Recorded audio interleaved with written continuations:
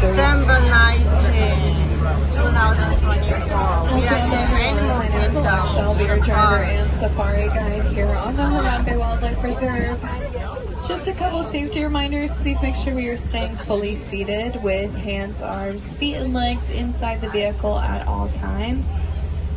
Basically, don't try to reach out towards anything around us, whether it be animals, plants poking out, things like that. And again, no standing at any point out here. Goes for everybody on board, little ones and adults alike. And we're going to hang out here, just waiting for our turn to move into the reserve. If you take a look above your heads, though, there is that animal spotting guide. That'll help you familiarize yourself with some of the animals we'll see out here today. Kind of give you an idea of who's to come. I can't guarantee that we'll find every single animal up there, but we usually get lucky with a good bunch of them, and I'll do my best to point everybody out for us. So our first stop is going to be the Little Aturi Forest. Animals here use their colors and markings to blend into their natural surroundings. In the wild, this camouflage helps them hide from potential predators, and they are typically quite shy as well. If we first look out to our right-hand side, you see the okapi back there. They're kind of peeking through some bamboo. Okapi have predominantly brown bodies, but these stripes on their legs kind of make them look like zebras. That's what we're seeing peeking out there. They're not going to have any relationship to them, though. That is the closest known living relative to the giraffe. You may see their face kind of on the front side of the bamboo there. They're peeking out a little bit. They turned around. Now you can tell more so in their faces, but they do have very similar skeletal structures to those giraffes. Coming up way up on top of these bushes to our right, I can't tell if anybody is sitting in it, but there is this big old nest. It belongs to the saddle-billed storks. They are pretty large birds. They'll stand up to about 5 feet tall with a wingspan of about 9 feet across. So we'll see if maybe we can spot any out in the open up ahead.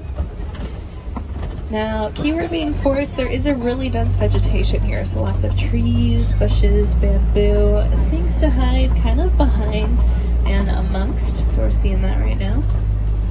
I can see some black and white feathers up ahead, so we are going to find those storks.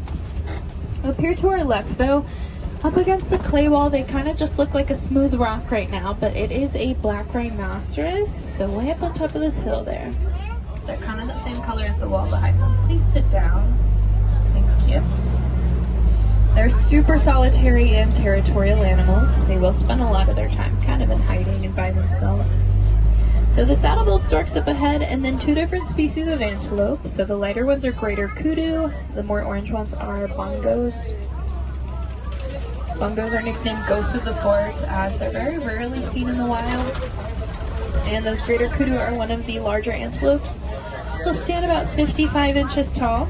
It's about 5 feet at their shoulders.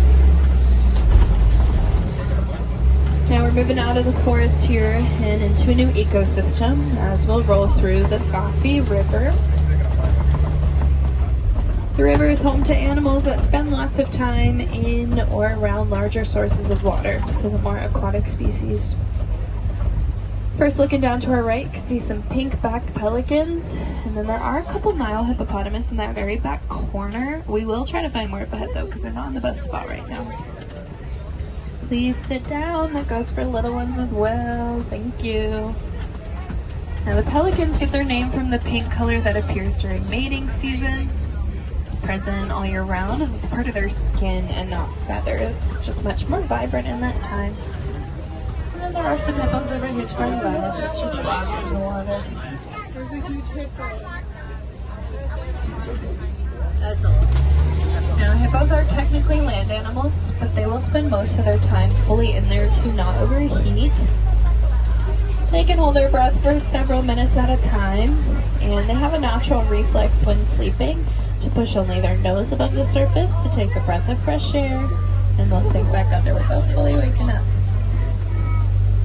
They are one of the larger animals here, and they are primarily made of muscle. This does mean they'll sink, except for the younger ones with a bit more baby fat. So you can see they live in kind of shallower waters. They'll hang out towards the bottom.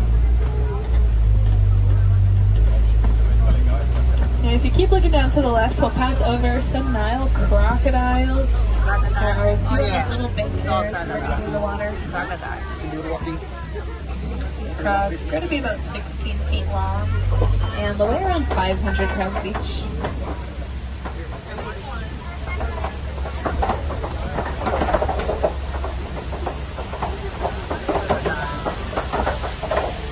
Now, Nile crocodiles make pretty notorious predators in Africa, but they make pretty decent parents as well. Both mother and father crocs will gently roll their babies' eggs in their mouths and poke little holes in them to help them hatch. Once hatched, those babies can stay in their mouths and kind of use their parents as a hiding spot from any external threat when they're little. As we are turning up here on our right, we'll pass a baobab. These are nicknamed upside down trees as their branches kind of look like roots, and also the tree of life. Tree of life. They can store thousands of gallons of water in their trunks, and they're able to conserve so much by not sprouting leaves for up to 9 months in a year. That baobab is a good indicator that we are heading into the savanna. This is the largest part of the reserve, home to a lot of animals you may recognize, and maybe some new ones as well. I can see some animals way up in the distance that we've just got to get a little bit closer to, but it's home to some of the more iconic African animals, so I can see zebras and giraffes so far.